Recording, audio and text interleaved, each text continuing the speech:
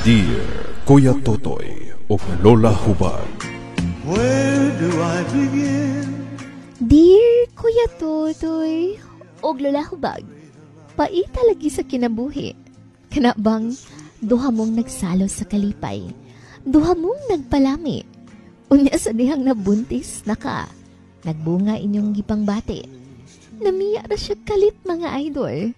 Palihog tawag ako sa pangalang Margaret. Nga nung wala umpo ka nagpils. O nga nung wala man mo gi-withdraw kung gula ka? Kaya nagtuo gani ko, nagapils ka. Unya kay nagbinugo man ka. Wow! So ako rin sadaan, ani? Dave, ni ana ni, ang buhato nimo, maningkamot ka para sa itong mamahimong anak.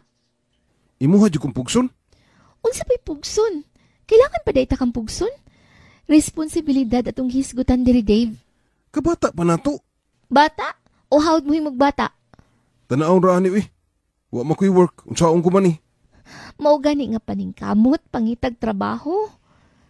Kay magkaanak na ta. Tanawon lang Unsa?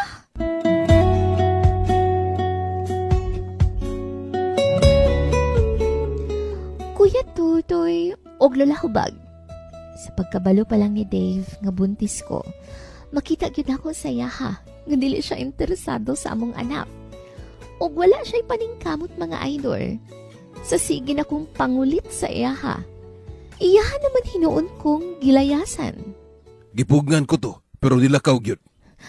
Kabalo manunta siya sa kong sitwasyon. Basag di lang. Buuli ra to. Unsaon naman lang ninako karon kol. Ang among anak. Paningkamot lang usa, day. Unsaon taman. Nakatunong magkasa kong anak nga balbahutog.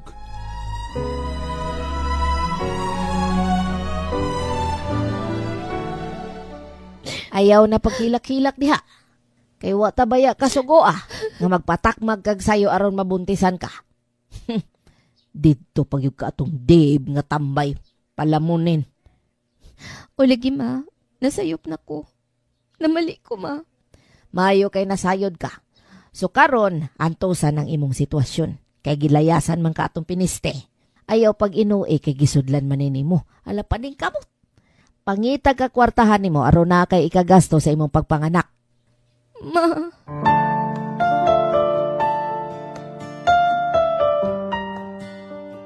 Kuya Tutoy og Lola Hubag.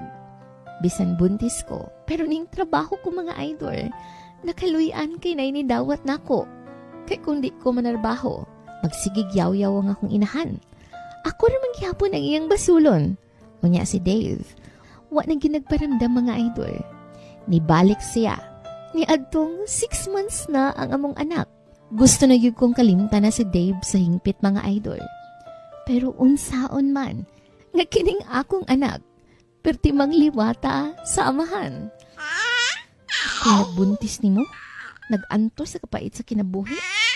Unya maliwat lang katong pinis ng amahan ni mo. Wa man lang gani pakialam sa imo ha? Ay nako. Namiking pabarang tong imong amahan. Oy, dang. Ni pauli na ba yan si Deng? Mao ba? Ato, pangayog suporta. May trabaho mo daw to. O may bago na pong uyab. Unsa?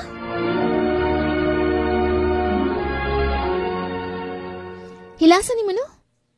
Nagkaon-kaon mo sa imong bagong uyab? Nya imong anak? Di ba lang ni mo matulunan og kwarta pamalit sa iyang gatas? Sobra tuig ko nawa dere. Pagbalik na ako, mao ko lang gihapon. Suporta ra kung gusto. Og unta, kusa nimong ihatag sa bata. Ayaw na kog hagu-hagu og remind nimo. Ang tanawon lang. Unsa?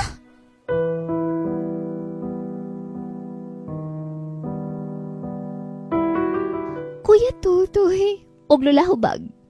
Malipay baka anang ingnon kag tan-awon lang? Nibalik lagi ang kuraho. Pero wa maghihapoy pulos. Di man gani mo hatag mga idol. Kay kuno, dili siya regular sa iyang trabaho. Unya sa karon, wala ko'y work mga idol kay si mama dili magpabilin sa bata. Luoy lagi kay ko, Kuya Totoy og Lola Hubag. Pait kaayong kinabuhi sa single mom. Niduol pud ko sa papa ni Dave. Nangayo ko pampalit og gatas. Nihatag tuod, pero 150 raman sad. Hay ambot, unsaon ko ning akong kinabuhi. palihog, tambagi ko ninyo. Maghulat, Margaret.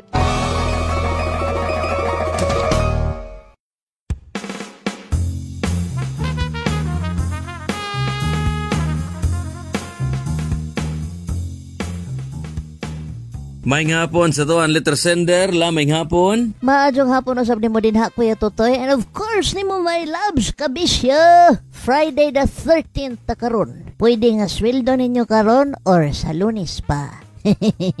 Nahala, aritang Inday Margaret. Sakit man paminaon pero immaturity hurts. Especially pag maabot sa point bitaw lang ang responsibility ng istoryahan. Di ba la? Gani, sakit kay huna-hunaon dahil nga duha mong nagpalami ana, duha mong nagpasingot ana og nagbaud-baud og sa dihang. Karon wa siya pakialam sa iyahang responsibilidad. Yes, regardless sa edad no. Basta maayo pagkatudo sa ginikanan ang bata, unya mutuman ang bata, lagmit na ginay responsibilidad nga dalhon sa iyang kinabuhi. Bisan pag 30 na siya o 30 city o 40 sangan nga mamas boy gyapon, wag gyapon nagdako sa iyang responsibilidad, wag gyapon na. Wag na day.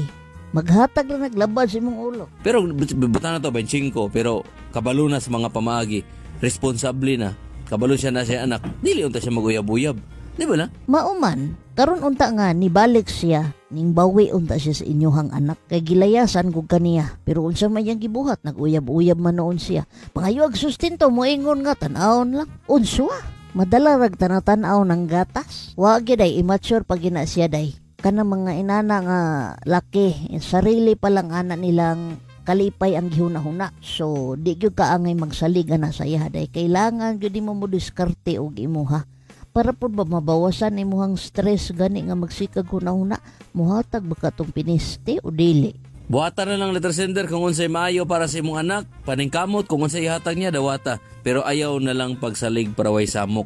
Mas stress ra ka ana, mamayat ka ana, malusyang ka ana. Gusto ka taingnog lusyang? Di ba lalaing kay paminahon? Maog yun, Kuya Totoy. So, ang imuhang buhaton karon day, paningkamot. Pangitaig paagi nga mong sugot imong mama nga ibili nimo ang bata sa iyaha. Aron makapanarbaho ka day, aron nga naa kay ikasuporta sa needs sa imuhang anak. Kung sa inyong pangonsumo diha para malipay pod imuhang mama, unya day pag-focus sa gyud diha sa imuhang anak day. Ayaw sa pagdawat og lain na pong laki. Aron day maglabad imuhang ulo day. Pero naa naman na, wala na may kuana ni, no retreat, no surrender man ni, basta musulod na tani. Lami sa permiro, pero mga anak na ka, awa na. Atras naman chuy, anak kay, alanganin naman siya. Alanganin na gyud day, kay unsaon nga palami ramay ang gihabol sa imuha. Maong karon day, ayaw naglaom nga mutunol siya, kay masakitan ra gyud kaday. Tama yung gingon. Lisod, may mong single mom, especially pag ang bata liwat sa amahan. May tatong responsable. Pero di man, it hurts. It hurts gyud kay inigtanaw ni mo sa bata liwat kay sa amahan. Di gyud ka kamubuon day, ma-remind gyud ka kanunay.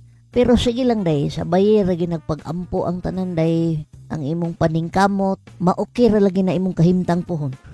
Ambing kanunay o kalimot sa pag-ampo para magiyahan kasi mo mga planos kinabuhi. Ako, si Kuya Totoy. Ug ako si Lola Hubag. Feel good lang. Always!